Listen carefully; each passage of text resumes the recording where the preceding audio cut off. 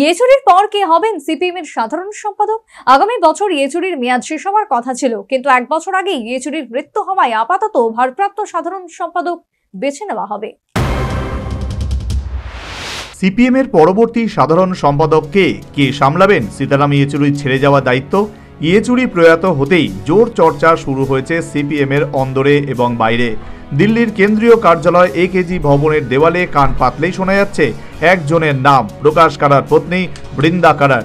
তবে আরও একজনের নামও পরবর্তী সাধারণ সম্পাদক হওয়ার দৌড়ে রয়েছে। তিনি হলেন কেরলের প্রাক্তন মন্ত্রী এবং রাজ্যসভার প্রাক্তন সদস্য এম.এ. বেবি। তবে বেবির ক্ষেত্রে বাধা তার পরিচিতি। সর্বভারতীয় ক্ষেত্রে তার পরিচিতি না থাকায় এগিয়ে রাখা হচ্ছে বৃন্দা কারাটকেই।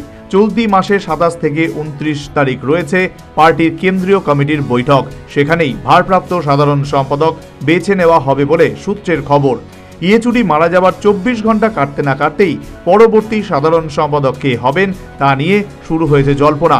আগামী বছর এপ্রিল-মে মাসে সিপিএম এর পার্টি কংগ্রেস, সেখানেই পরবর্তী সাধারণ সম্পাদক নির্বাচিত হওয়ার কথা।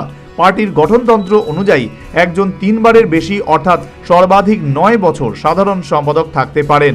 আগামী বছর ইয়েচুরির মেয়াদ শেষ হওয়ার কথা ছিল, কিন্তু 1 বছর আগেই ইয়েচুরির মৃত্যু হওয়ায় আপাতত ভারপ্রাপ্ত সাধারণ সম্পাদক বেছে নেওয়া হবে বলে জানা গিয়েছে।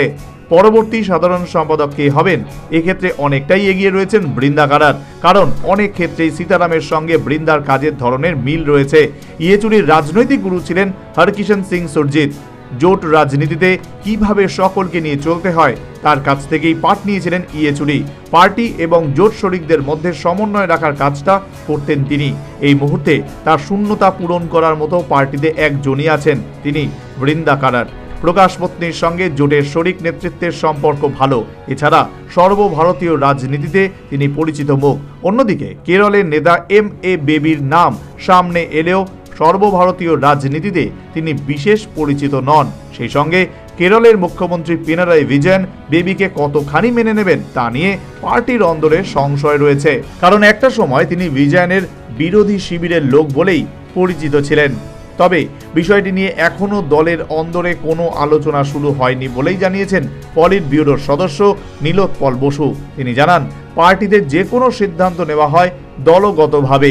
সীতারামের অনুপস্থিতিতে যতদিন না নতুন সাধারণ সম্পাদক কেউ হচ্ছেন ততদিন দলগতভাবেই সিদ্ধান্ত নেওয়া হবে। বিধিন সরকারের রিপোর্ট, নিউজ ভ্যানগার্ড।